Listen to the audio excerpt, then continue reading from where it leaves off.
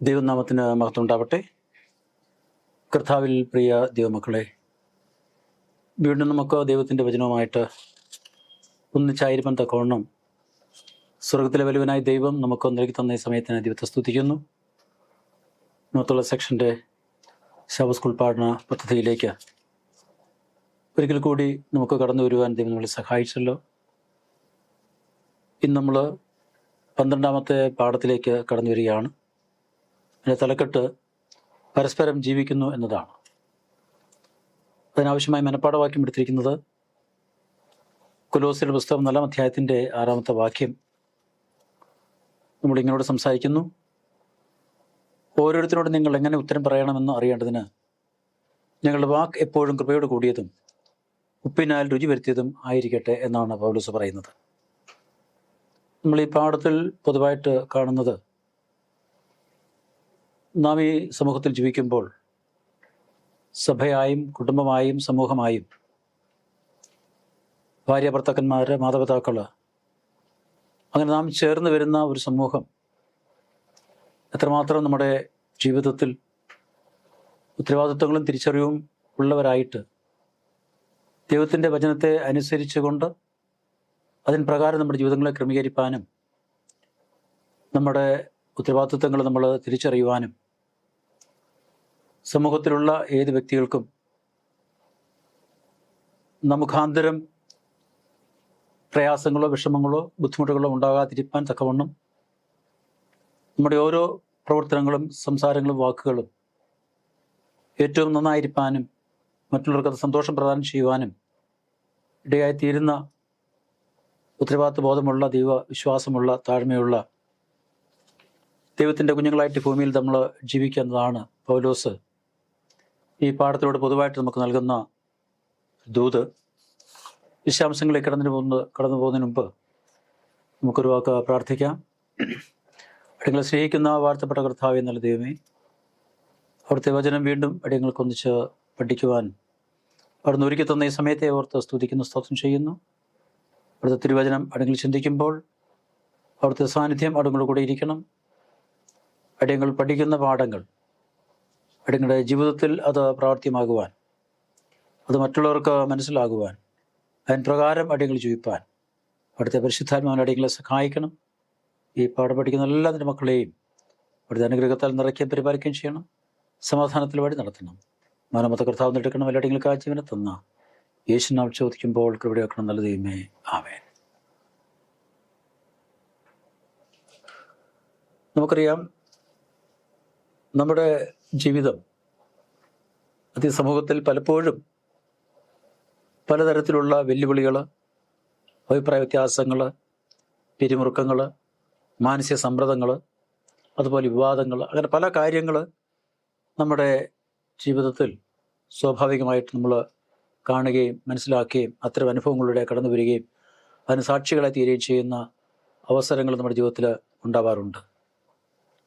എന്നാൽ ദൈവത്തിൻ്റെ മക്കളെന്ന നിലയിൽ ഇത്തരത്തിലുള്ള പ്രതിസന്ധികളും പ്രയാസങ്ങളും വിവാദങ്ങളും മാനസിക പിരിമുറുക്കങ്ങളും അതുപോലെ മറ്റ് അഭിപ്രായ വ്യത്യാസങ്ങളൊക്കെ ഉണ്ടാകുമ്പോൾ നാം സ്വീകരിക്കേണ്ട നിലപാട്, നമ്മുടെ അഭിപ്രായം, നാം എങ്ങനെ ഇത്തരം സന്ദർഭങ്ങളെ സമീപിക്കുന്നു എന്നത് ഏറ്റവും പ്രധാനപ്പെട്ട ഒരു കാര്യമാണ്.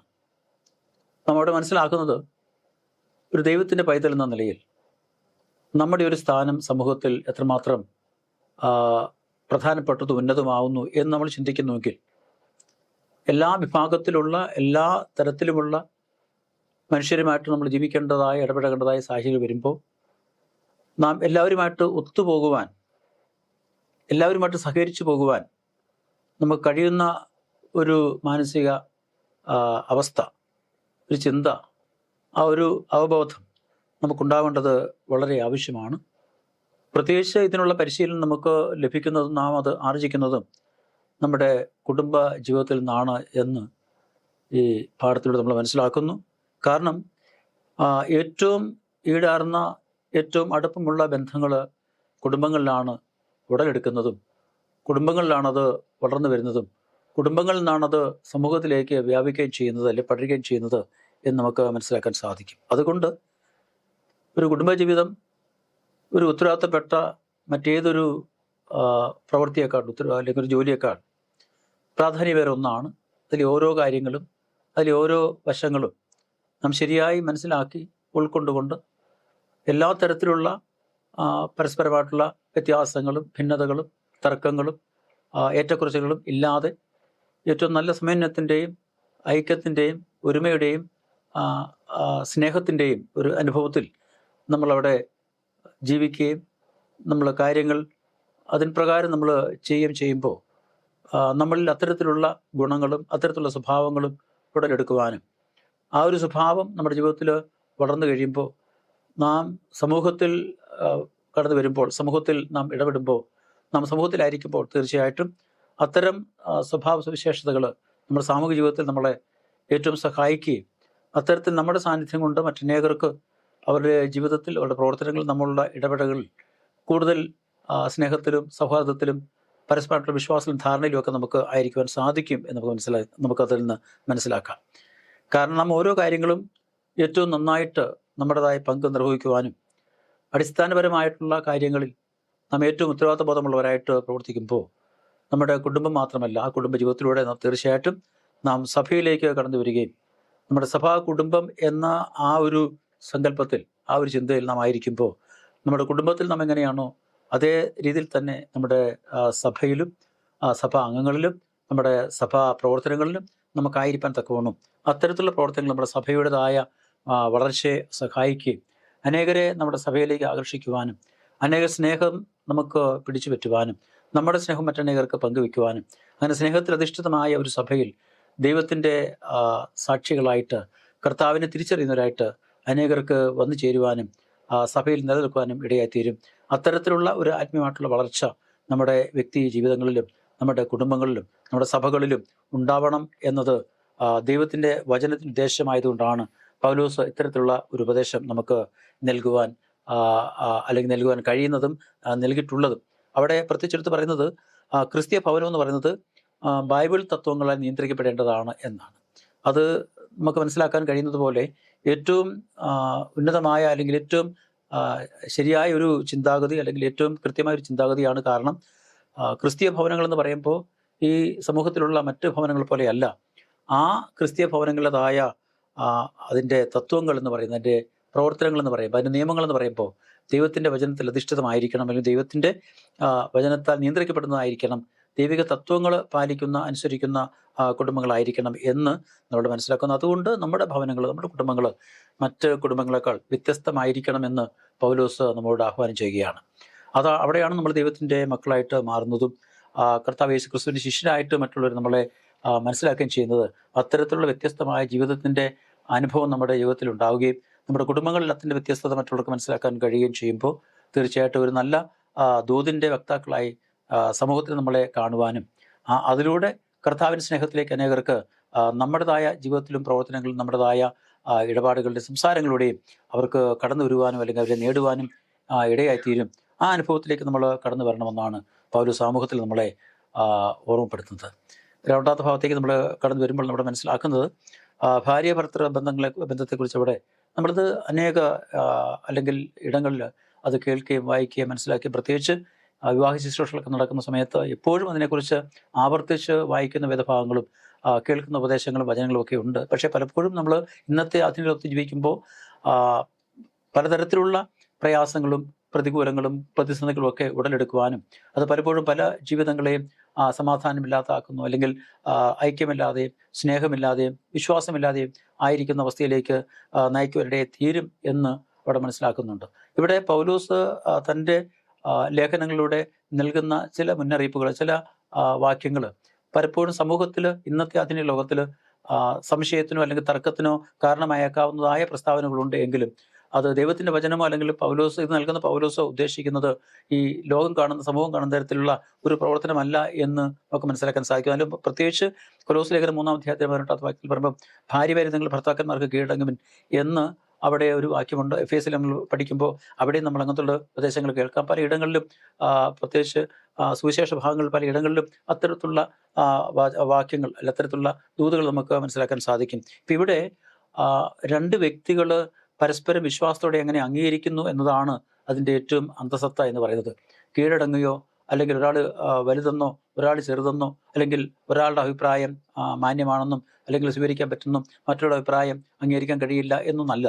ഒരു കുടുംബമാകുമ്പോൾ തീർച്ചയായിട്ടും ഒരു ഭാര്യ ഭർത്തൃ ബന്ധം എന്ന് പറയുമ്പോൾ തീർച്ചയായിട്ടും അവിടെ രണ്ട് തരത്തിലുള്ള കാര്യങ്ങൾ, അല്ലെങ്കിൽ തർക്കത്തിനോ സംശയങ്ങൾക്കോ അല്ലെങ്കിൽ അവിടെ വാഗ്വാദങ്ങൾക്കോ ഇടയില്ലാത്ത വിധം ഒരു കുടുംബത്തിന്, ഒരു കുടുംബജീവിതത്തിന് എന്താണ് ആവശ്യം, എന്താണ് ഏറ്റവും പ്രധാനപ്പെട്ടത്, എന്താണ് സ്വീകരിക്കേണ്ടത്, എന്താണ് നാം അല്ലെങ്കിൽ നാം അനുവർത്തിക്കേണ്ടത് എന്ന് ഒരു ധാരണ എപ്പോഴും രണ്ട് വ്യക്തികൾക്കും അല്ലെങ്കിൽ ഭാര്യ ഭർത്തൃക്കന്മാർക്ക് ഉണ്ടാകുമ്പോൾ തീർച്ചയായിട്ടും അവരുടെ ചിന്താഗതികളും കുടുംബത്തെക്കുറിച്ചുള്ള കാഴ്ചപ്പാടും അല്ലെങ്കിൽ അവരുടെ ദർശനങ്ങളും ഒന്നാണെങ്കിൽ തീർച്ചയായിട്ടും ഒരു തർക്കത്തിനോ ഒരു സംസാരത്തിനോ അല്ലെങ്കിൽ മറ്റു തരത്തിലുള്ള ഏതെങ്കിലും ആശയക്കുഴപ്പങ്ങൾക്കോ ഇടയില്ലാത്ത വിധം തന്നെ ആ കുടുംബജീവിതത്തിന്റെ കാര്യങ്ങൾ ഒന്നിച്ച് കൊണ്ടുപോകാൻ കഴിയുന്ന ഒരവസ്ഥ ഉണ്ടാകും, അല്ലെങ്കിൽ ഉണ്ടാവണം എന്നാണ് പൗലോസ് ഇവിടെ ഉദ്ദേശിക്കുന്നത്. അവിടെ പരസ്പരം അംഗീകരിക്കുക, വിശ്വസിക്കുക, പരസ്പരം ആദരിക്കുക എന്ന് പറയുമ്പോൾ അതാണ് പൗലോസ് അവിടെ ഭാര്യമാരെ നിങ്ങൾ ഭർത്താക്കന്മാർ കീഴടങ്ങുവാനും അതോടൊപ്പം തന്നെ ഭർത്താക്കന്മാർ ഭാര്യമാരെ സ്നേഹിക്കുവാനും തന്നെ സ്വന്തം ശരീരം പോലെ അവരെ കാണുവാനും കരുതുവാനും എന്ന് പറയുമ്പോൾ ഒരു സ്നേഹത്തിന്റെ അല്ലെങ്കിൽ ആ ഒരു ഒത്തുചേരലിന്റെ ഏറ്റവും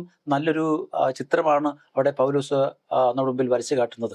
അത് ക്രിസ്തീയ ജീവിതത്തിൽ, പ്രത്യേകിച്ച് കുടുംബങ്ങളിൽ ഭാര്യ ഭർത്താക്കന്മാരുടെ ജീവിതത്തിൽ ദൈവത്തിന്റെ വചനം അനുസരിച്ച് ജീവിക്കുന്ന ദൈവത്തിന്റെ കുഞ്ഞുങ്ങളെ സംബന്ധിച്ച്, ദൈവവചനം കേൾക്കുന്ന, പഠിക്കുന്ന അല്ലെങ്കിൽ അത്തരത്തിൽ അനുഭവത്തിൽ കഴിയുന്നവരെ സംബന്ധിച്ച് അത് ഏറ്റവും നല്ല രീതിയിൽ മറ്റുള്ളവരുടെ ഉപദേശമോ നിർബന്ധമോ ഇല്ലാതെ കൊണ്ടുപോകാൻ കഴിയുന്ന ഒരു കാര്യമാണ് എന്ന് അവിടെ പൗലോസ് പറയുന്നുണ്ട്. അതിനകത്ത് പൗലോസ് എടുത്ത് പറയുന്നൊരു കാര്യം, നിങ്ങൾ തീർച്ചയായിട്ടും ക്രിസ്തുവിന് സഭയോടുള്ള സ്നേഹം, അതാണ് ഭർത്താക്കന്മാർക്ക് ഭാര്യമാരുള്ള ആ സ്നേഹത്തെക്കുറിച്ച് കാണിക്കുന്നത്. എത്രമാത്രം കർത്താവ് യേശു ക്രിസ്തു തന്റെ സഭയെ സ്നേഹിക്കുന്നു, ആ സഭയെ വിശുദ്ധവും നിഷ്കളങ്കവുമായ അവസ്ഥയിൽ കാണുവാനും സ്നേഹിക്കുവാനും അല്ലെങ്കിൽ ആ സഭയെ ചേർക്കുവാനും ഇഷ്ടപ്പെടുന്നു. അതേ തരത്തിൽ തന്നെ ഭർത്താക്കന്മാരെ സംബന്ധിച്ച് ഭാര്യമാരെ കാണുകയും സ്നേഹിക്കുകയും ചെയ്യണം എന്ന് പൗലോസ് ഉപദേശിക്കുന്നതിന്റെ കാരണം, ആ കുടുംബ ജീവിതത്തിൽ എന്തെങ്കിലും അസ്വാരസ്യങ്ങളോ പ്രയാസങ്ങളോ വിഷമങ്ങളോ വന്നിട്ട് ദൈവത്തിന്റെ സ്നേഹത്തിൽ നിന്ന് മാറി നിൽക്കുവാനോ ദൈവസ്നേഹത്തിന് ഇടർച്ച ഉണ്ടാകുവാനോ അല്ലെങ്കിൽ അതൊരു അവസരം ഉണ്ടാവരുത് എന്ന് കരുതിക്കൊണ്ട് തന്നെയാണ് ഇവിടെ പറയുന്നത്. ഭാര്യയുടെ ഏറ്റവും നല്ല താല്പര്യങ്ങൾക്കനുസൃതമായി അവർ തീരുമാനങ്ങൾ എടുക്കും. ഇതുപോലുള്ള സ്നേഹം ഭാര്യയ്ക്ക് ഭർത്താവിനെ ബഹുമാനിക്കാനുള്ള ദൈവകൽപ്പന അനുസരിക്കുന്നതിന് എളുപ്പമാക്കുന്ന എഫേസ് ലേഖനം 5-ാം അധ്യായത്തിന് 33-ാമത്തെ വാക്യത്തെ അധികരിച്ചുകൊണ്ട് പൗലോസ് പറയുകയാണ്.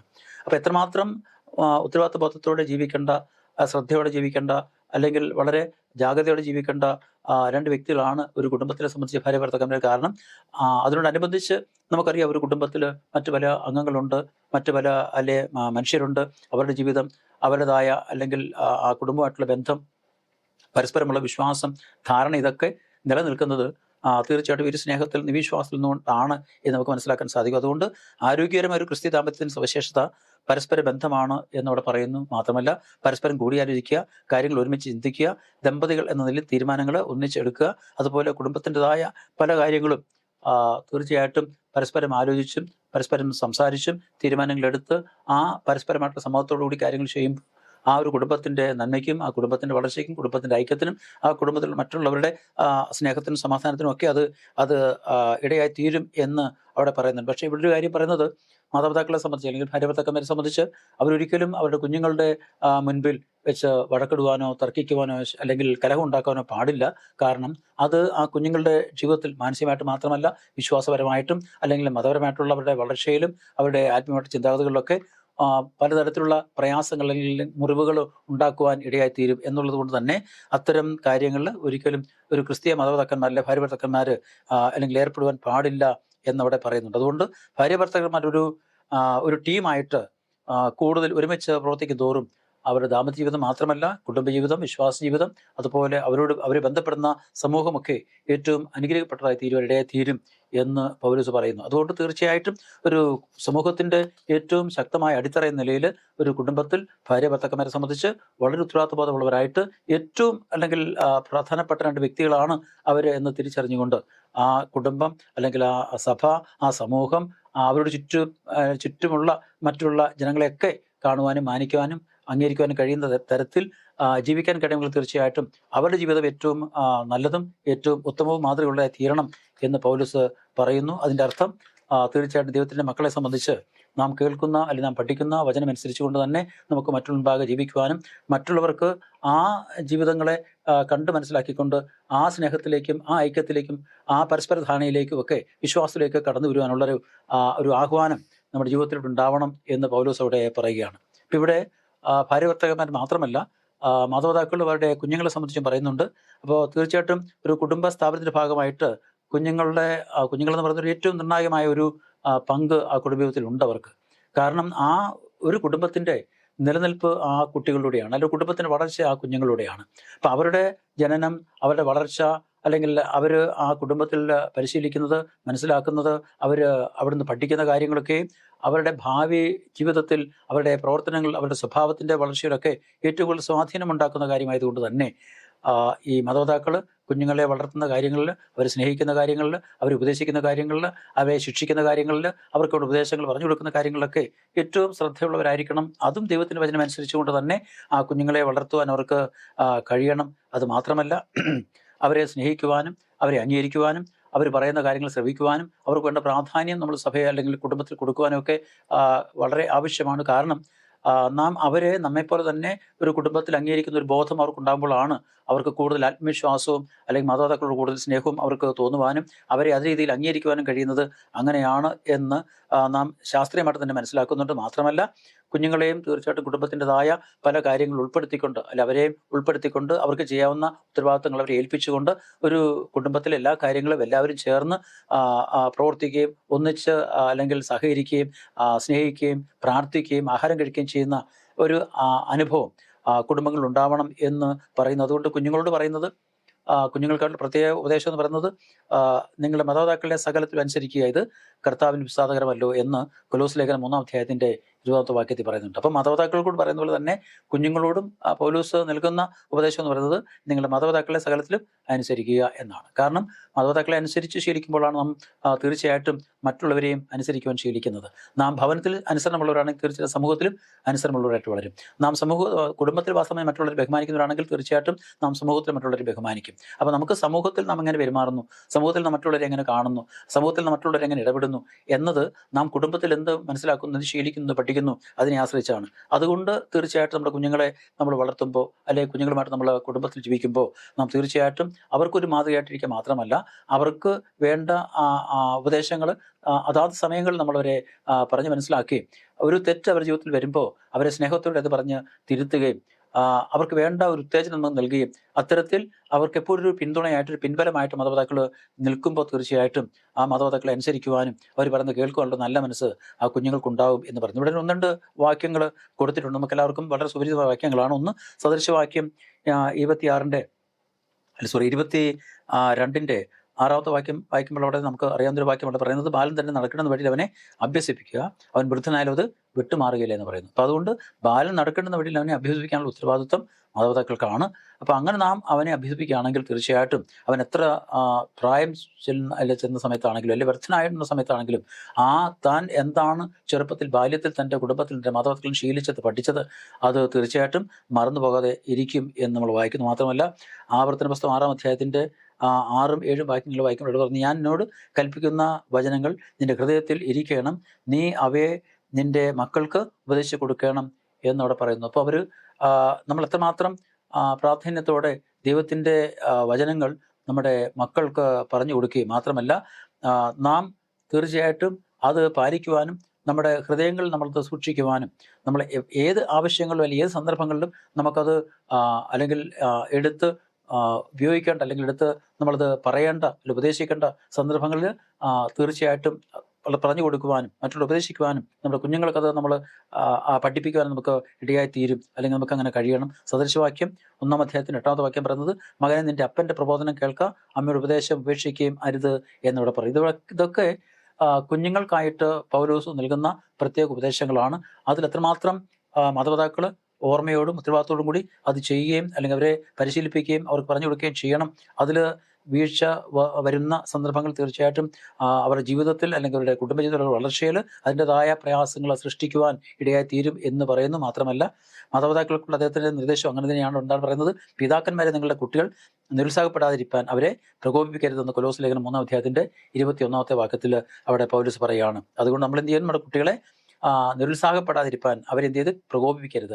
കാരണം പ്രകോപിക്കുക എന്ന് പറഞ്ഞാൽ തീർച്ചയായിട്ടും നമ്മൾ ആവശ്യമില്ലാത്ത കാര്യങ്ങൾ കുഞ്ഞുങ്ങളോട് സംസാരിച്ചാലോ അവരോട് പറഞ്ഞ് അല്ലെങ്കിൽ അത്തരത്തിൽ ഇടപെട്ടുകൊണ്ട് അവർക്കൊരു പ്രകോപനം അല്ലെങ്കിൽ ഒരു ദേഷ്യം ഉണ്ടാകുന്ന ഒരു അവസ്ഥ പല സമയങ്ങളിലും ജീവിതത്തിൽ ഉണ്ടാകുമ്പോൾ അവർ പല കാര്യങ്ങളിലും അല്ലെങ്കിൽ പിന്തിരിഞ്ഞു പോകുന്ന, അല്ലെങ്കിൽ പല കാര്യങ്ങളും അവർ പിന്മാറ്റത്തിൻ്റെ, പല കാര്യങ്ങളും ഉത്സാഹമില്ലാത്ത ഒരു ഒരു ഒരു അവസ്ഥയിലേക്ക് അവർ മാറുവാൻ ഇടയായി തീരും. അതുകൊണ്ടാണ് മാതാപിതാക്കളോട് പറയുന്നത്, നിങ്ങളുടെ കുഞ്ഞുങ്ങളെ ഒരിക്കലും നിങ്ങൾ പ്രകോപിപ്പിക്കരുത്, നിങ്ങളുടെ കുഞ്ഞുങ്ങളെ കോപിപ്പിക്കരുത്, നിങ്ങളുടെ കുഞ്ഞുങ്ങളെ പത്യോപദേശത്തിലും വാത്സല്യത്തിലും അതുപോലെ ഉപദേശങ്ങളിൽ അവരെ വളർത്തണം, അവർക്ക് ആവശ്യമായ ഉപദേശം കൊടുക്കണമെന്ന് പറയുന്നത് അതാണ്. പിന്നെ അടുത്തൊരു കാര്യം പറയുന്നത്, ആരാധനകളിൽ നമ്മുടെ പള്ളിയിൽ പോകുന്ന സന്ദർഭങ്ങളിൽ, സാഹചര്യങ്ങളിൽ തീർച്ചയായിട്ടും ഒരു നല്ല മാതൃകയായിട്ട് മാതാപിതാക്കൾ കുഞ്ഞുങ്ങൾക്ക് മാതൃകയായി തീരണം. കാരണം അച്ഛനും അമ്മയും കുഞ്ഞുങ്ങളുമായിട്ട് ദേവാലയത്തിൽ പോവുകയും ദൈവത്തെ ആരാധിക്കുകയും ചെയ്യുന്ന ഒരു അനുഭവം ഉണ്ടെങ്കിൽ തീർച്ചയായിട്ടും നമ്മുടെ കുഞ്ഞുങ്ങൾ അവരുടെ ജീവിതത്തിൽ അവരത് പാലിക്കുകയും അവർ മുതിർന്ന് വരുന്ന സമയങ്ങളിൽ, മുതിർന്നു കഴിയുമ്പോൾ, അല്ലെങ്കിൽ അവർ വളർന്നു വരുമ്പോൾ, അവരുടേതായ ഒരു ഉത്തരവാദിത്തങ്ങളിലേക്ക് വരുമ്പോൾ, അല്ലെങ്കിൽ അവർക്കൊരു കുടുംബമാകുമ്പോൾ തീർച്ചയായിട്ടും അവരെന്ത് ശീലിച്ചു, അല്ലെങ്കിൽ അവരുടെ മാതാപിതാക്കൾ അവരെന്ത് പഠിപ്പിച്ചു, അതുപോലെ തന്നെ മിക്കവാറും വ്യക്തികളൊക്കെ അങ്ങനെ തന്നെ പ്രവർത്തിക്കുവാൻ ഇടയായി തീരും. അതൊരു നല്ല അല്ലെങ്കിൽ ഒരു ശീലം, ഒരു നല്ല സ്വാധീനം അവരുടെ ജീവിതത്തിൽ ചെലുത്തിയിട്ടുണ്ടെങ്കിൽ, പ്രത്യേകിച്ച് നമ്മളിവിടെ കാണുന്നത് അമ്മമാരേക്കാൾ കൂടുതൽ അച്ഛന്മാർ അല്ലെങ്കിൽ പിതാക്കന്മാർ പള്ളിയിൽ പോകുന്നവരാണെങ്കിൽ, അല്ലെങ്കിൽ കൂടുതൽ പള്ളിയിൽ പോകാൻ താല്പര്യം കാണിക്കുന്നവരാണെങ്കിൽ, അല്ലെങ്കിൽ കുഞ്ഞുങ്ങളെ അത്തരത്തിൽ പ്രോത്സാഹിപ്പിക്കുന്നവരാണെങ്കിൽ, അത് ആ കുഞ്ഞുങ്ങളെ സംബന്ധിച്ച് ഏറ്റവും അവർക്ക് സന്തോഷകരമായ ഒരു അനുഭവവും അത്തരത്തിലുള്ളൊരു സ്വാധീനം അവർക്ക് വളരെ വലുതുമാണ് എന്ന് നമുക്ക് മനസ്സിലാക്കാൻ സാധിക്കും. അപ്പം അതുകൊണ്ട് നാം പ്രത്യേകിച്ച് ഒരു കുടുംബത്തിൽ ഭാര്യാഭർത്താക്കന്മാർ, മാതാപിതാക്കൾ, കുഞ്ഞുങ്ങൾ എന്ന നിലയിൽ ജീവിക്കുമ്പോൾ, നാം ഒരു കുടുംബത്തിൽ, നാം പ്രത്യേകിച്ച് നമ്മുടെ സഭയിൽ, സമൂഹത്തിൽ വളരുമ്പോൾ, നമ്മൾ ഓരോ നമ്മുടെ ജീവിത അവസ്ഥകളിലും, ഓരോ കാലഘട്ടങ്ങളിലും, ഓരോ പ്രായങ്ങളിലും നമുക്ക് വേണ്ടതായ എല്ലാ അറിവും നമുക്ക് വേണ്ടതായ ഉപദേശങ്ങളും ദൈവത്തിൻ്റെ വചനത്തിൽ നൽകപ്പെട്ടിരിക്കുന്ന അനുസരിച്ച് നാം നമ്മുടെ കുഞ്ഞുങ്ങൾക്ക് പറഞ്ഞു കൊടുക്കുവാൻ, നമ്മുടെ ജീവിതത്തിൽ പാലിക്കുവാൻ, അതുപോലെ നമ്മുടെ സഭയിൽ നമ്മളത് അനുവർത്തിക്കുവാൻ, അങ്ങനെ ഏറ്റവും സ്നേഹത്തിലും സൗഹാർദ്ദത്തിലും വിശ്വാസത്തിലും നിലനിൽക്കുന്ന ഒരു നല്ല ആരോഗ്യകരമായ സമൂഹത്തിൻ്റെ ഭാഗമായി തീരുവാൻ നമുക്ക് അതുകൊണ്ട് സാധിക്കും. അത് മാത്രമല്ല, നമ്മുടെ തൊഴിൽ മേഖലകളിലും നമ്മുടെ തൊഴിൽ ബന്ധങ്ങളിലും നാം ഇതുപോലെയുള്ളതായ തിരുവചന അടിസ്ഥാനമായ തത്വങ്ങൾ പാലിക്കുകയാണെങ്കിൽ തീർച്ചയായിട്ടും നമുക്ക് നല്ലൊരു സാമൂഹിക അന്തരീക്ഷം ഉണ്ടാക്കിയെടുക്കുവാൻ കഴിയും എന്ന് നമുക്ക് മനസ്സിലാക്കാൻ സാധിക്കും. പലപ്പോഴും ദൈവത്തിൻ്റെ വചനത്തെ സംബന്ധിച്ചുള്ളൊരു ചെറിയൊരു ഒരു തർക്കമാണ്, അല്ലെങ്കിൽ ഒരു ആശയക്കുഴപ്പമാണ്. നാം ദൈവത്തിൻ്റെ വചനം പലപ്പോഴും ഈ അടിമത്വത്തെ, അല്ലെങ്കിൽ ഒരു അടിമ സമ്പ്രദായത്തെ അംഗീകരിക്കുന്നെന്നോ, അല്ലെങ്കിൽ അതിനെ അല്ലെങ്കിൽ വിമർശിക്കുന്നില്ല എന്നോ, അല്ലെങ്കിൽ അതിനെ തീർച്ചയായിട്ടും നിരാകരിക്കുന്നില്ല എന്നൊരു ചിന്ത അവിടെ ഉണ്ട്. പക്ഷേ നമ്മുടെ മനസ്സിലാക്കുന്നത്, ഒരു അടിമത്വം എന്ന് പറയുന്നത് ഈ ലോകത്തിൻ്റെ കാഴ്ചപ്പാടിലുള്ള ഒരു അടിമത്വത്തിലേക്കൊരു വ്യക്തിയെ പൂർണ്ണമായിട്ടും വിട്ടുകൊടുത്തുകൊണ്ട് അവൻ്റെ ജീവിതാവസാനം വരെയും അവൻ അടിമത്തത്തിൽ കഴിയണം എന്ന് ഒരു ഉപദേശവും ദൈവത്തിൻ്റെ വചനത്തിൽ നമുക്ക് കാണുവാൻ കഴിയില്ല. അങ്ങനൊരു ഉപദേശം ദൈവത്തിൻ്റെ വചനത്തിലില്ല. എന്നാൽ പലപ്പോഴും ഓരോ കാലഘട്ടങ്ങളിൽ, അല്ലെങ്കിൽ സമൂഹത്തിൽ നിലനിന്നിരുന്ന, അല്ലെങ്കിൽ ഈ ലോകത്തിൽ നിന്നിരുന്നതായ വ്യവസ്ഥകൾക്ക് അനുസൃതമായിട്ട് അതിനെ ലഘൂകരിച്ചുകൊണ്ട് കുറെ കൂടി മനുഷ്യന് ജീവിതത്തിൽ സ്വാതന്ത്ര്യം നൽകിക്കൊണ്ടും അവരുടേതായ അവസ്ഥകൾക്ക് മാറ്റം വരുത്തിക്കൊണ്ടും ആയ നിർദ്ദേശങ്ങളും ഉപദേശങ്ങളും ദൈവത്തിൽ നൽകിയിട്ടുണ്ട്. അങ്ങനെ അനേക ഉദാഹരണങ്ങൾ ദൈവത്തിൽ വചനത്തിൽ തന്നെ കൊടുത്തിരിക്കുന്നതായിട്ട് നമുക്കറിയാം. പ്രത്യേകിച്ച് ഇസ്രായേലിൻ്റെ ജീവിതമായിട്ട് ബന്ധപ്പെട്ടുകൊണ്ട് അന്നത്തെ വിശ്വാസം അനുസരിച്ച്, അന്നത്തെ സാമൂഹ്യ രീതി അനുസരിച്ച് ഒരു വ്യക്തി മറ്റൊരു വ്യക്തിക്ക് കടപ്പെട്ടിട്ടുണ്ടെങ്കിൽ ആ വ്യക്തിയുടെ സ്വത്ത്, അല്ലെങ്കിൽ ആ വ്യക്തിയുടെ സ്ഥലം, അല്ല വ്യക്തിയുടെ അല്ലെങ്കിൽ ധനം വീട്ടുവാനോ അല്ലെങ്കിൽ കൊടുത്തു തീർക്കുവാനോ ഒരു 6 വർഷക്കാലം ആ വ്യക്തിക്ക് ഒരു സമയം കൊടുത്തുകൊണ്ട് 6 വർഷം കഴിയുമ്പോൾ ആ വ്യക്തിയുടെ അവസ്ഥ എന്തായിരുന്നാലും അതിൽ നിന്നൊരു മാറ്റം, ഒരു സ്വാതന്ത്ര്യം ആ വ്യക്തിക്ക്, ഒരു വിടുതൽ വ്യക്തിക്ക് കൊടുക്കണം എന്ന് നിർദ്ദേശിക്കുന്ന നിയമങ്ങൾ ദൈവത്തിൻ്റെ വചനത്തിലുണ്ട്. അത് നിരന്തരമായിട്ട്, അല്ലെങ്കിൽ എന്നേക്കുമായിട്ടൊരു അടിമത്വത്തിൻ്റെ ഒരു അവസ്ഥയല്ല, അല്ലെങ്കിൽ ഒരു വ്യക്തി അടിമയായിരിക്കണം എന്നുള്ള താല്പര്യമല്ല അവിടെ കാണുന്നത്. മറിച്ച് ഒരു നിയമത്തിൻ്റെ ഭാഗമായിട്ട്, ഒരു സമൂഹത്തിൻ്റെ നിയമത്തിൻ്റെ ഭാഗമായിട്ട്, ഒരു സമൂഹത്തിൻ്റെ പൊതുപ്രവർത്തനത്തിൻ്റെ ഭാഗമായിട്ട് നിർദ്ദേശിക്കപ്പെട്ടിട്ടുള്ള കാര്യങ്ങൾ മാത്രമല്ല. നമുക്ക് ഒനേസിമസിനെ കുറിച്ച് നമുക്കറിയാം. അല്ലെങ്കിൽ ഒനേസിമസ് എന്ന് പറയുന്ന അടിമയെ ഒരിക്കലും വാസ്തവം പറഞ്ഞാൽ സ്വതന്ത്രനാക്കിക്കൊണ്ട് അവനെ അടിമയായിട്ടല്ല, അവൻ തൻ്റെ സ്വന്തം സഹോദരനായിട്ട് കാണുന്ന ഒരു അനുഭവത്തെക്കുറിച്ച് പൗലോസ് വിവരിക്കുന്നുണ്ട്. അപ്പം വിശുദ്ധ വേദപുസ്തകം ഒരിക്കലും അടിമ സമ്പ്രദായത്തെ പ്രോത്സാഹിപ്പിക്കുകയോ, അല്ലെങ്കിൽ അത് നല്ലതാണെന്ന് പറയുകയോ, അല്ലെങ്കിൽ അതിനെ അനുകൂലിച്ചുകൊണ്ട് സംസാരിക്കുകയോ, അല്ല അത്തരത്തിലുള്ള വാക്യങ്ങൾ നമുക്ക് ദൈവവചനത്തിൽ കാണുവാൻ കഴിയില്ല. മറിച്ച് ഒരു സമൂഹത്തിൻ്റെ നിലനിൽപ്പിൻ്റെ ഭാഗമായിട്ട്, ആ സമൂഹത്തിൻ്റെ ശ്രേണിയുടെ ഭാഗമായിട്ട്, ആ സമൂഹത്തിലെ വ്യക്തികളുടേതായ അല്ലെങ്കിൽ സ്ഥാനങ്ങളുടെയും അല്ലെങ്കിൽ അവസ്ഥകളുടെയും അല്ലെങ്കിൽ അവരുടേതായ ജീവിത സാഹചര്യങ്ങളെ അനുസരിച്ച് കൊണ്ട് ആ ഒരു നിയമം അനുസരിച്ച് തീർച്ചയായിട്ടും ഒരു സമൂഹത്തിലൊരു കലക്കമില്ലാതെ, സമൂഹത്തിലൊരു തർക്കമില്ലാതെ മുൻപോട്ട് സമാധാനമായിട്ട് പോകാനുള്ള സ്നേഹത്തിലധിഷ്ഠിതമായ നിർദ്ദേശങ്ങൾ മാത്രമാണ് ദൈവത്തിൻ്റെ വചനത്തിൽ കാണുവാൻ സാധിക്കുന്നത് എന്ന് നമുക്കിവിടെ മനസ്സിലാക്കാൻ സാധിക്കും. അതുകൊണ്ട് ഈ ബൈബിൾ വാക്യങ്ങൾ എഴുതപ്പെട്ട സാഹചര്യങ്ങളെ നാം വിലയിരുത്തിക്കൊണ്ട് നമ്മളത് പഠിക്കുമ്പോൾ തീർച്ചയായിട്ടും അത് ശരിയും അല്ലെങ്കിൽ ഒരു പരിധിവരെ അത് ന്യായമാണ് നമുക്ക് മനസ്സിലാക്കാൻ സാധിക്കും. പക്ഷേ ആ ഒരു സാഹചര്യത്തെ നാം ഇന്നത്തെ സാഹചര്യത്തിൽ വെച്ച് നാം വിലയിരുത്തുകയും എന്നിട്ട് ആ ദൈവത്തിൻ്റെ വചനം ശരിയല്ല നമ്മൾ പഠിക്കുകയും ചെയ്യുന്നെങ്കിൽ തീർച്ചയായിട്ടും നാം ഈ ലോകത്തിൻ്റെതായ തത്വങ്ങൾ ദൈവത്തിൻ്റെ വചനത്തെക്കാൾ കൂടുതൽ പ്രാധാന്യം കൊടുത്തുകൊണ്ട് ദൈവത്തിൻ്റെ വചനത്തെ നിരാകരിക്കുന്ന ഒരവസ്ഥയിലേക്ക് പോകേണ്ടതായിട്ട് വരും, അല്ലെങ്കിൽ അങ്ങ് പോകുന്നൊരു സാഹചര്യം ഉണ്ടാവും എന്ന് പൗലോസ് ഒരു മുന്നറിയിപ്പ് നമുക്ക് തരുന്നുണ്ട്. അതുകൊണ്ട് നാം പലപ്പോഴും ഇത്തരം കാര്യങ്ങളെ വീക്ഷിക്കുന്നത്, കാണുന്നത് ദൈവത്തിൻ്റെ വചനത്തിൽ എഴുതിയിരിക്കുന്നതായ തിരുവചനത്തെ അടിസ്ഥാനപ്പെടുത്തിക്കൊണ്ട് തന്നെയാണ്.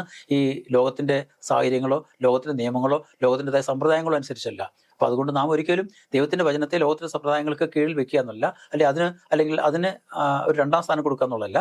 നാം ലോകത്തിൻ്റെതായ രീതികൾ, സമ്പ്രദായങ്ങളെ ദൈവത്തിൻ്റെ വചനത്തിനെ അടിസ്ഥാനപ്പെടുത്തി പഠിക്കുമ്പോൾ തീർച്ചയായിട്ടും അതിൽ നല്ല ആശയങ്ങളെ, അല്ലെങ്കിൽ അത് നിർദ്ദേശിക്കപ്പെട്ടിരിക്കുന്ന നല്ല ആശയങ്ങൾ നമുക്ക് മനസ്സിലാക്കാൻ കഴിയും എന്ന് നമ്മളിവിടെ കാണുന്നുണ്ട്. അതുമാത്രമല്ല, കൂടാതെ നാം പ്രാർത്ഥിക്കുന്നതിൻ്റെ പ്രാധാന്യം അല്ലെ, പ്രത്യേകിച്ചും അവിടെ പൗലോസ് പറയുന്നത് നമ്മൾ പരസ്പരം പ്രാർത്ഥിക്കുക എന്നതാണ്.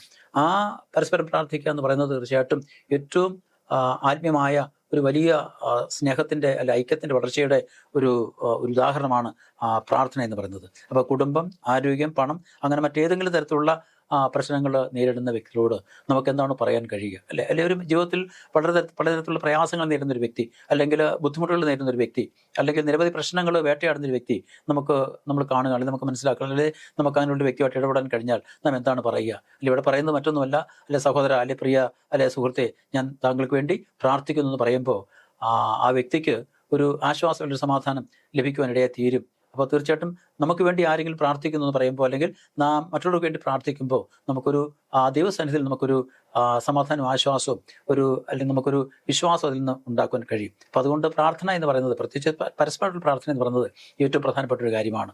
അപ്പോൾ ആ പ്രാർത്ഥന എന്ന് പറയുന്നത് വ്യക്തികൾക്ക് തമ്മിലുള്ളൊരു വിശ്വാസത്തിൻ്റെയും അടുപ്പത്തിൻ്റെയും ദൈവസ്നേഹത്തിൻ്റെ കുറെ കൂടി നമുക്ക് ആഴമായ തലങ്ങളിലേക്ക് നമുക്ക് ഇറങ്ങിപ്പോകാൻ കഴിയും. അതാണ് ഒന്നിച്ചുള്ള പ്രാർത്ഥനയുടെ പ്രത്യേകത. പ്രതിഫലം പൗലോസ് പറയുന്നത് നമ്മൾ ആത്മാർത്ഥം പ്രാർത്ഥിക്കുക, ജാഗ്രതയോടെ പ്രാർത്ഥിക്കുക, നന്ദിയോടെ പ്രാർത്ഥിക്കുക, ഇടപെടാതെ പ്രാർത്ഥിക്കുക.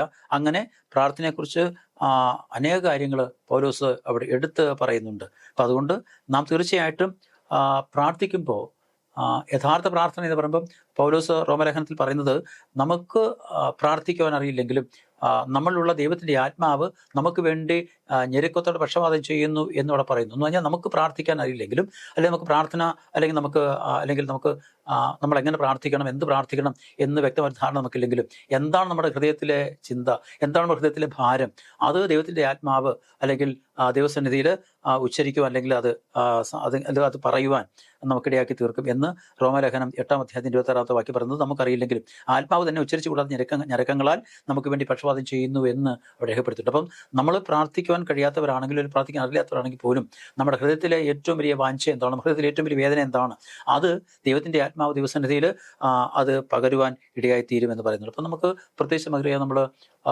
ശമൂവേലിൻ്റെ പുസ്തകത്തിലേക്ക് വരുമ്പോൾ അവിടെ ഹന്നയുടെ പ്രാർത്ഥനയെക്കുറിച്ച് അവിടെ രേഖപ്പെടുത്തിയിട്ടുണ്ടല്ലേ. ഹന്ന പ്രാർത്ഥിക്കുമ്പോൾ തീർച്ചയായിട്ടും ഏലി പുരോഹിതന് ഹന്ന പ്രാർത്ഥിക്കുകയാണെന്ന് തിരിച്ചറിയാൻ പോലും കഴിഞ്ഞില്ല. അപ്പം അതുകൊണ്ട് അവൾ മദ്യപിച്ചിട്ട് എന്തോ പറയുകയാണ് എന്ന് അവിടെ പുരോഹിതൻ സംസാരിക്കുന്നുണ്ട്. അപ്പം ഹന്ന പറയുന്നത്, അല്ല യജമാനെ, ഞാൻ എൻ്റെ ഹൃദയത്തിലെ എൻ്റെ ഹൃദയം ഞാൻ ദൈവസന്നിധിയിൽ പകരുകയാണ്. അപ്പോൾ പലപ്പോഴും നമ്മുടെ പ്രാർത്ഥനകൾ മറ്റുള്ളവർക്ക് മനസ്സിലാവണമെന്നോ അല്ലെങ്കിൽ മറ്റുള്ളവരെ മനസ്സിലാക്കുവാനോ അല്ല, പലപ്പോഴും ദൈവത്തിൻ്റെ സന്നിധിയിൽ നമ്മുടെ ഹൃദയങ്ങളെ പകരുന്നതാണ് പ്രാർത്ഥന എന്ന് നമ്മളിവിടെ മനസ്സിലാക്കുന്നുണ്ട്. അപ്പോൾ അതുകൊണ്ട് നമ്മൾ പരസ്പരം പ്രാർത്ഥിക്കുക, ജാഗ്രതയോടെ പ്രാർത്ഥിക്കുക, ആത്മാർത്ഥത്തോടെ പ്രാർത്ഥിക്കുക, നന്ദിയോടെ പ്രാർത്ഥിക്കുക, ഇടപെടാതെ പ്രാർത്ഥിക്കുക. ഇതൊക്കെ നമ്മുടെ ആത്മീയ ജീവിതത്തിൽ നമ്മളെ ഏറ്റവും ശക്തമായിട്ട് നിലനിൽക്കുവാൻ നമ്മൾ സഹായിക്കുന്ന കാര്യമാണ്. കൊലോസ്യ ലേഖനം 4-ാം അധ്യായത്തിൻ്റെ 3-ാമത്തെ വാക്യത്തിൽ പറയുന്നത്, എനിക്ക് ബന്ധന കാരണമായ ക്രിസ്തുവിൻ്റെ മർമ്മം പ്രസ്താവൻ തക്കവണ്ണം ദൈവം ഞങ്ങൾക്ക് വചനത്തിൻ്റെ വാതിൽ തുറന്നു തരികയും ഞാൻ സംസാരിക്കേണ്ട വണ്ണം അതിനെ വെളിപ്പെടുത്തുകയും ചെയ്യേണ്ടതിന് ഞങ്ങൾക്ക് വേണ്ടിയും പ്രാർത്ഥിപ്പിനെന്ന് അവിടെ പൗലോസ് പറയുന്നത്. അപ്പോൾ എന്ന് പറഞ്ഞാൽ എന്താ, നാം എന്ത് പ്രാർത്ഥിക്കണം, എന്ത് സംസാരിക്കണം എന്ന് നമുക്കറിയില്ലെങ്കിൽ തീർച്ചയായിട്ടും മറ്റുള്ളവർ നമുക്ക് വേണ്ടി പ്രാർത്ഥിക്കുമ്പോൾ നാം എന്താണ് പറയേണ്ടത്, നാം എന്താണ് പ്രാർത്ഥിക്കേണ്ടത് എന്ന് ദൈവത്തിൻ്റെ ആത്മാവിലൂടെ നമുക്കത് ചെയ്യാൻ കഴിയും. ഇപ്പോൾ പൗലോസ് ഇത് പറയാൻ കാരണം, പൗലോസ് പലപ്പോഴും സീസറിൻ്റെ അരമനയിൽ അല്ലെങ്കിൽ കൊട്ടാരത്തിൽ കടന്നു പോകുന്ന സമയങ്ങളിൽ അവിടെയുള്ള വ്യക്തികളോട് സംസാരിക്കുമ്പോൾ, അല്ലെങ്കിൽ അവിടുത്തെ ഉദ്യോഗസ്ഥരോട് സംസാരിക്കുമ്പോൾ, അല്ലെങ്കിൽ ഭരണാധികാരികളോട് സംസാരിക്കുമ്പോൾ എന്താണ് സംസാരിക്കേണ്ടതെന്ന് പൗലോസിന് അറിയില്ലാത്തത് കൊണ്ടല്ല.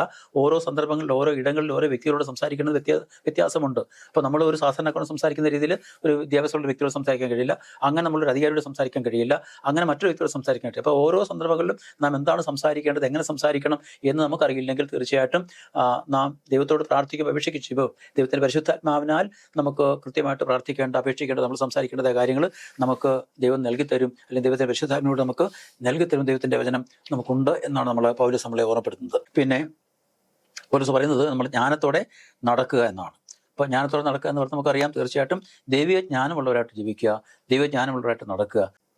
ജ്ഞാനത്തോടെ എന്ന് പറഞ്ഞാൽ ഏത് വ്യക്തികളും അവരാരാണോ, അല്ലെ അവരുടെ ഉത്തരവാദിത്വം അല്ലെങ്കിൽ അവരുടെ സ്ഥാനം എന്താണോ, അല്ലെ അവർക്ക് സമൂഹത്തിൽ അല്ലെങ്കിൽ അവർ കുടുംബത്തിൽ നിർവഹിക്കേണ്ടതായ അവരുടേതായ ഉത്തരവാദിത്തങ്ങൾ എന്താണ്, അത് തിരിച്ചറിഞ്ഞുകൊണ്ട് തന്നെ അത് മനസ്സിലാക്കി അതിന് പ്രകാരം നമ്മൾ ജീവിക്കണം, പ്രവർത്തിക്കണം, നാം അങ്ങനെ പെരുമാറണം എന്ന് പൗലോസ് പറയുകയാണ്. ഇവിടെ കൊലോസ്യ ലേഖനം 4-ാം അധ്യായത്തിന്റെ 5-6 വാക്യങ്ങൾ പറയുമ്പോൾ സമയം തക്കത്തിൽ ഉപയോഗിച്ചുകൊണ്ട് പുറത്തുള്ളവരോട് ജ്ഞാനത്തോടെ പെരുമാറുവീൻ എന്നിവിടെ പറയുന്നുണ്ട്. അപ്പോൾ നാം ജ്ഞാനത്തോടെ പെരുമാറുമ്പോൾ, ജ്ഞാനത്തോടെ സംസാരിക്കുമ്പോൾ, ജ്ഞാനത്തോടെ നമ്മൾ മറ്റുള്ള ഇടപെടുമ്പോൾ നമ്മളെ ദൈവത്തിൻ്റെ മക്കൾ എന്ന നിലയിലോ ക്രിസ്ത്യാനികൾ എന്ന നിലയിലോ തിരിച്ചറിയുവാനും ആ ഒരു പ്രത്യേകത മറ്റുള്ളവർക്ക് മനസ്സിലാക്കുവാനും കഴിയും എന്ന് അവിടെ പൗലോസ് പറയുകയാണ്. അപ്പോൾ തീർച്ചയായിട്ടും പൗലോസ് പറയുന്നത് ദൈവത്തിൻ്റെ വചനത്തിൽ നമുക്ക് ഉള്ള തോത് നമുക്ക് വെളിപ്പെട്ട് ലഭിക്കുന്നില്ലായിരുന്നുവെങ്കിൽ തീർച്ചയായിട്ടും നമുക്ക് എത്രയോ കാര്യങ്ങൾ നമുക്ക് അറിയുവാൻ കഴിയാതെ പോകുമായിരുന്നു. അപ്പോൾ ദൈവവചനത്തിൽ ദൈവം നമുക്ക് വെളിപ്പെടുത്തിയിട്ടുള്ള അനേക അല്ലെ മർമ്മങ്ങൾ, അനേക ദൂതുകൾ, അനേക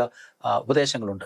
അത് വാസ്തവമായി നമുക്ക് മനസ്സിലാക്കുവാൻ കഴിയുന്നത് കൊണ്ടാണ് നമുക്ക് പലപ്പോഴും നമ്മുടെ അല്ലെ പ്രാകൃത അവസ്ഥയിൽ നിന്ന്, അല്ലെങ്കിൽ നമ്മളെ ജഡികമായ ഒരവസ്ഥയിൽ നിന്ന് ഒരു ആത്മീയ അവസ്ഥയിലേക്ക് നമുക്ക് മാറുവാനും നമ്മളെ മാറ്റുവാനും നമ്മളെ തന്നെ നമുക്ക് ഒരുക്കുവാനും കഴിയുന്നത് ആ ദൈവത്തിൻ്റെ വചനത്തിലുള്ള മർമ്മങ്ങളും ഉപദേശങ്ങളും നമുക്ക് മനസ്സിലാക്കുവാനും ആ ദൈവം നമുക്ക് വെളിപ്പെടുത്തി തരികയും ചെയ്തുകൊണ്ടാണ് നമുക്ക് അങ്ങനെയായി തീരുവാൻ ഇടയായി തീരുന്നത്. നമുക്കറിയാം എത്രയോ മനുഷ്യരുടെ മാനസാന്തരപ്പെടുന്ന അനുഭവങ്ങൾ, അല്ലെങ്കിൽ ഏതൊക്കെ അവസ്ഥയിൽ നിന്നാണ് അവർ മാനസാന്തരത്തിലേക്ക് കടന്നു വരുന്നത്, അല്ലെങ്കിൽ ഏതൊക്കെ ജീവ സാഹചര്യങ്ങളിലാണ് അവർ കർത്താവിനെ കണ്ടുമുട്ടുന്നത്, ഇതൊക്കെ അവർക്ക് മനസ്സിലാക്കുവാൻ കഴിയുന്നത് ഈ ദൈവത്തിൻ്റെ വചനത്തോട് നൽകുന്ന ഉപദേശങ്ങൾ അവർക്ക് മനസ്സിലാക്കുവാൻ ഉള്ള അവസരം ഉണ്ടായിരുന്നത് കൊണ്ടാണ്. അപ്പോൾ അത് എത്രമാത്രം നമ്മുടെ ജീവിതത്തിൽ നമ്മളത് മനസ്സിലാക്കുന്നത് അല്ലെങ്കിൽ നമ്മളത് പഠിക്കുന്നതിൽ പ്രാധാന്യമുണ്ട് എന്ന് നമ്മളിവിടെ കാണുന്നു. റോമാലേഖനം 2-ാം അധ്യായത്തിൽ 24-ാമത്തെ വാക്യം പറയുന്നത്, നിങ്ങൾ നിമിത്തം ദൈവത്തിൻ്റെ നാമം ജാതികളുടെ ദുഷിക്കപ്പെടുവാൻ ഇടയാവരുത്, ദുഷിക്കപ്പെടുന്നു എന്നാണ്. അപ്പം അതുകൊണ്ട് ദൈവത്തിൻ്റെ മക്കൾ എന്നറിയപ്പെടുന്ന നാം മുഖാന്തരം ഒരിക്കലും ദൈവത്തിൻ്റെ നാമം മറ്റുള്ള ഇടയിൽ ദുഷിക്കപ്പെടുവാൻ ഇടയാവരുത്. കാരണം നാം അത്രമാത്രം ശ്രദ്ധയുള്ളവരായിട്ട് ജീവിക്കണം എന്ന് പറയുന്നു. കാരണം നാം അവിടെ മനസ്സിലാക്കുന്നത് കർത്താവ് യേശുക്രിസ്തു പറഞ്ഞത് നിങ്ങൾ ലോകത്തിൻ്റെ ഉപ്പാകുന്നു എന്നാണ്. അപ്പോൾ നമ്മൾ നമ്മുടെ വാക്കുകൾ ഉപ്പിനാൽ രുചി വരുത്തിയതായിരിക്കണം എന്ന് പറയുമ്പോൾ നാം ലോകത്തിൻ്റെ ഉപ്പാണ്. അപ്പോൾ ആ ലോകത്തിൻ്റെ ഉപ്പാവും നാം എപ്പോഴും ആ ഉപ്പിൻ്റെ അനുഭവത്തോടെ ലോകത്ത് ജീവിക്കുമ്പോൾ മറ്റുള്ള ആൾക്കാർക്ക് നമ്മളെക്കുറിച്ച് സന്തോഷമായി പറയുവാനും ചിന്തിക്കുവാനും മനസ്സിലാക്കുവാനും ഇടപെടുവാനും കഴിയും എന്നതാണ് പൗലോസ് നമ്മളെക്കുറിച്ച് മനസ്സിലാക്കുന്നത്. അതുകൊണ്ട് തീർച്ചയായും ശരിയായ സമയത്ത് ശരിയായ വാക്കുകൾ നമുക്ക് നൽകുവാനും നാം പങ്കിടേണ്ട സന്ദേശത്തിനായി ശ്രോതാക്കളുടെ മനസ്സിനെ ഒരുക്കുവാനും പരിശുദ്ധാത്മാവിന് മാത്രമേ കഴിയൂ എന്നും ഇവിടെ പൗലോസ് ഓർമ്മപ്പെടുത്തുകയാണ്. അപ്പം അതുകൊണ്ട് നാം പൊതുവായിട്ട് മനസ്സിലാക്കുന്നത് പ്രാർത്ഥന, സ്നേഹം, വിശ്വാസം, താഴ്മ, ദൈവവചന പഠനം, അതുപോലെ ദൈവിക ജ്ഞാനം സമ്പാദിക്കുക, പ്രാർത്ഥനയിൽ നമ്മൾ ഇടപെടാതെ നാം ഉറ്റിരിക്കുക, കുഞ്ഞുങ്ങളെ നമ്മൾ സ്നേഹത്തോടെ വളർത്തുക, പരസ്പര വിശ്വാസത്തോടെ നമ്മൾ സമൂഹത്തിലായിരിക്കുക, നമ്മുടെ ഭവനത്തിലായിരിക്കുക, നമ്മൾ എല്ലാ തരത്തിലുള്ള ദൈവിക ഗുണങ്ങളും ഉള്ളവരായിട്ട് നമ്മുടെ സഭയിലായിരിക്കുക. ഇതൊക്കെ ദൈവത്തിൻ്റെ മക്കളെ സംബന്ധിച്ച് നമ്മൾ എപ്പോഴും ഓർത്തിരിക്കേണ്ടതും നമ്മുടെ ജീവിതത്തിൽ നമ്മൾ അനുവർത്തിക്കേണ്ടതുമായ കാര്യങ്ങളാണ് എന്ന് നാം തിരിച്ചറിഞ്ഞുകൊണ്ട് ദൈവത്തിൻ്റെ മക്കളെന്ന് അറിയപ്പെടുന്ന നാം മുഖാന്തരം ഒരിക്കലും ദൈവത്തിൻ്റെ നാമം ദുഷിക്കപ്പെടുവാൻ ഇടവരാതെ സമൂഹത്തിൽ അല്ലെങ്കിൽ നമ്മുടെ ജീവിതത്തിൽ ഈ ലോകത്തിൽ നാം ദൈവത്തിൻ്റെ നാമം ഉയർത്തിപ്പിടിച്ചുകൊണ്ട് തന്നെ ദൈവത്തിൻ്റെ നല്ല മക്കളായി, നല്ല സാക്ഷ്യമുള്ളവരായി, പരസ്പര വിശ്വാസത്തിലും സ്നേഹത്തിലും കുടുംബ ബന്ധങ്ങളിലും മാതാപിതാക്കളായിട്ട്, കുഞ്ഞുങ്ങളായിട്ട്, ഭാര്യ ഭർത്താക്കന്മാരായിട്ട്, സഭാ അംഗങ്ങളായിട്ട്, സഭാ നേതൃത്വങ്ങളായിട്ട് നമുക്ക് നല്ല മാതൃക മറ്റുള്ളവർക്ക് കാണിച്ചു കൊടുക്കുവാനും ആ മാതൃക അവലംബിച്ചുകൊണ്ട് ജീവിക്കുകയും ചെയ്യുമ്പോൾ തീർച്ചയായിട്ടും നാം തിരഞ്ഞെടുക്കപ്പെട്ട അല്ലെങ്കിൽ വിളിക്കപ്പെട്ട ഒരു ജനസമൂഹമാണ് എന്ന് മറ്റുള്ളവർക്ക് തിരിച്ചറിയുവാനും ആ ഒരു തിരിച്ചറിവ് അനേകരെ അവരുടെ ജീവിതത്തിൻ്റെ അവസ്ഥകളിൽ നിന്ന് മാറുവാൻ പ്രേരിപ്പിക്കുകയും ചെയ്യും. അങ്ങനെയാണ് പൗലോസ് അല്ലെങ്കിൽ വ്യക്തികളെ അനേക ഇടങ്ങളിൽ കർത്താവിനായിട്ട് അനേകരെ നേടുവാൻ ഇടയായി തീർന്നത്. അതുകൊണ്ടാണ് ആ അനുഭവത്തിലാണ് പൗലോസ് നമ്മൾ സംസാരിക്കുന്നത്. ഈ ആധുനിക കാലഘട്ടത്തിൽ അല്ലെങ്കിൽ ഈ ലോകത്തിനകത്തിൽ ജീവിക്കുന്ന നാം ഓരോരുത്തരും ഇത്തരത്തിലുള്ള ഉപദേശങ്ങൾ നമ്മൾ മനസ്സിൽ സൂക്ഷിച്ചുകൊണ്ട് നാം അങ്ങനെ ജീവിക്കുമെങ്കിൽ തീർച്ചയായിട്ടും ദൈവത്തിന് നല്ല മക്കളായി, അവിടുത്തെ നല്ല സാക്ഷികളായി, നല്ല ശിഷ്യന്മാരായി, ശിഷ്യകളായി നമുക്ക് ജീവിക്കുവാൻ കഴിയും. ആ അവസ്ഥയിലേക്ക് ദൈവത്തിൻ്റെ പരിശുദ്ധാത്മാവിനാൽ നമ്മളെ ബലപ്പെടുത്തുവാൻ, ശക്തീകരിപ്പാനും ദൈവം നമ്മളെ സഹായിക്കട്ടെ എന്ന് പ്രാർത്ഥിച്ചുകൊണ്ട് ഞാൻ ഈ പാഠം ഉപസംഹരിക്കുന്നു. ദൈവം നമ്മൾ ഓരോരുത്തരെയും അനുഗ്രഹിക്കട്ടെ. നമുക്ക് ഒരു വാക്ക് പ്രാർത്ഥിക്കാം.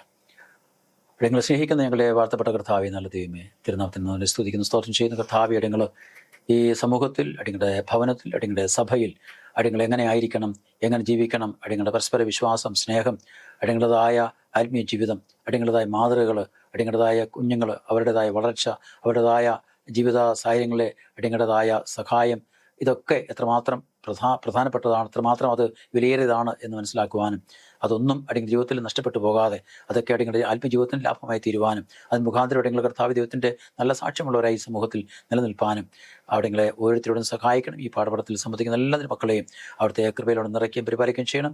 ആത്മീയമായിട്ടുള്ള ഉപദേശങ്ങൾ അടിങ്ങൾ സ്വീകരിച്ചുകൊണ്ട് അതിന് പ്രകാരം അടിങ്ങളെ തന്നെ ഒരുക്കി അടിങ്ങളെ ഓർമ്മപ്പെടുത്തി ദിവസത്തിൽ ഏറ്റവും കൊള്ളാവുന്ന കുഞ്ഞുങ്ങളായി ജീവിപ്പാൻ അടികളോട് ഒരുക്കണം, സഹായിക്കണം. മാനവമത കർത്താവെ അവിടെ എടുക്കണം. അടിങ്ങൾക്ക് ആ ജീവനത്തിന് ശാം ചോദിക്കുമ്പോൾ കൃപയിലൊക്കെ നല്ല ദൈവമേ, ആമേൻ.